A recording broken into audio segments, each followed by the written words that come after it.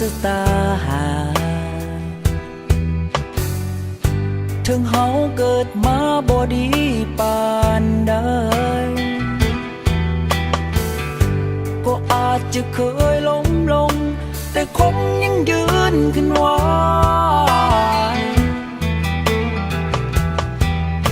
เพราะมีแห่งใจแห่งกายเพื่อนคนสำคัญ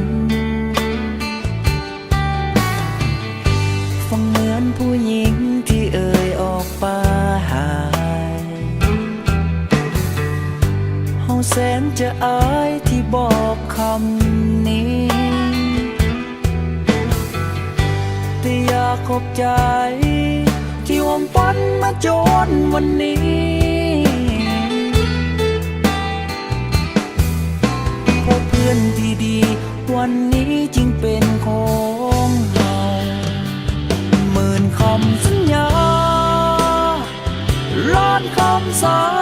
บานสิ่งที่ให้กันมันมีค่ากว่านั้นพันแสนหยาดเหงื่อน้ำตาวันเวลาแห่งความผูกพันทุกสุขด้วยกันล้อมรวมจนเป็นเพื่อนตายก็อาจจะมีวันต้องจากกันแต่ภายในใจของคนคนนี้ยังอาจจะหลงลืมเลือนความดีของเพื่อนคนนี้แต่หูอยู่ติศาสตร์นี้คงบ่มีวัน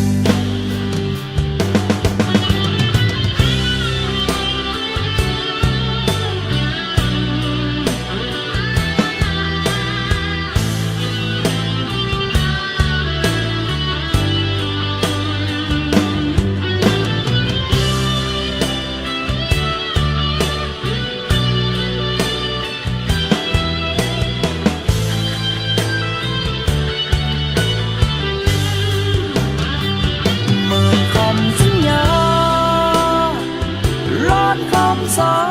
บานสิ่งที่ให้กันมันมีค่ากว่านั้นพันแสนหยาดเหงื่อน้ำตาวันเวลาแห่งความผูกพันทุกสุขด้วยกันล้อมรวมจนเป็นเพื่อน